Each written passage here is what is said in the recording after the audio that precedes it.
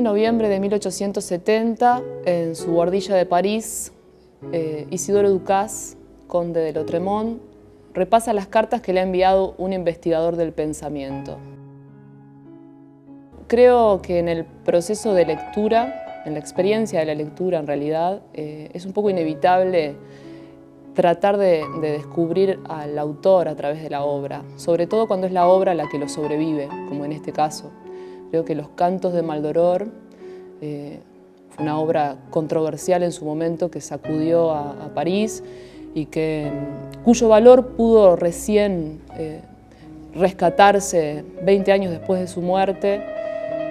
Y creo que esto de intentar rastrear al autor a través de la obra fue como la primera experiencia con los textos de Lautréamont. Primero el juicio. Hoy en día la obra de Lautréamont es juzgada de otra manera, pero en ese momento los críticos que pudieron acercarse a ella tuvieron la tentación de un poco entrar en la mente del escritor, que es la tentación que tenemos todos, me parece, cuando leemos un libro que nos conmueve como este, que nos atraviesa desde un lugar muy crudo, muy emocional.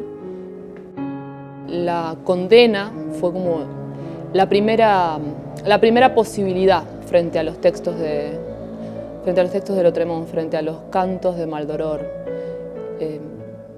La condena, el diagnóstico de alguna enfermedad mental que pudiera explicar que alguien fantasee con el mal o que elija al mal como temática para su obra. Léon Bloy, que es el primer crítico, le diagnostica esquizofrenia prácticamente después de leer Los Cantos de Maldoror. Recordemos también que Rubén Darío lo incluye dentro de los raros y que habla de que al leer esos textos uno puede escuchar los cascabeles de la locura, los siniestros cascabeles de la locura. Un poco ese es el punto de partida de esta dramaturgia. Partimos de esa tentación, ¿no? de acercarse al autor cuando solo tenemos lo que dejó la obra para hacerlo. Por eso, en esta dramaturgia hay un investigador del pensamiento que de alguna forma intenta cuestionar al autor a través de lo que escribió. Cuestionarlo y tratar de reducirlo, tratar de explicarlo. Lo que en definitiva es una pretensión hasta desmesurada. Quizá lo más atrapante de toda esta aventura, si se quiere, ¿no? De esta osadía de tratar de escribir sobre Lautréamont, sobre un escritor del siglo XIX, un poeta maldito, ¿no? Ese estereotipo del poeta maldito hoy en día, ¿qué significa, ¿no? Si es algo construido. Creo que lo más atrapante fue también la complicidad con el actor. Desde el momento en que empezamos a pensar en el proyecto, establecimos un juego que fue, creo, el punto de partida para todo lo que surgió después, planteándonos como dos personajes posibles, ¿no? Un Isidore Ducas y un investigador, una voz que lo increpa, un investigador del pensamiento.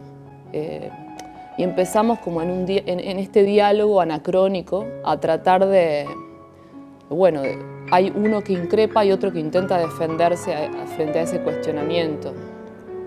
Creo que a partir de ahí surgió todo lo demás. Bueno, no sé cómo se hubiera defendido y si es que se hubiese defendido Lautréamont de quienes lo redujeron a ese molde, ¿no? De un enfermo mental, de un alienado. Pero nosotros, intentando ponernos en ese rol, construimos algo que es en definitiva producto de nuestra interpretación, producto de nuestra lectura.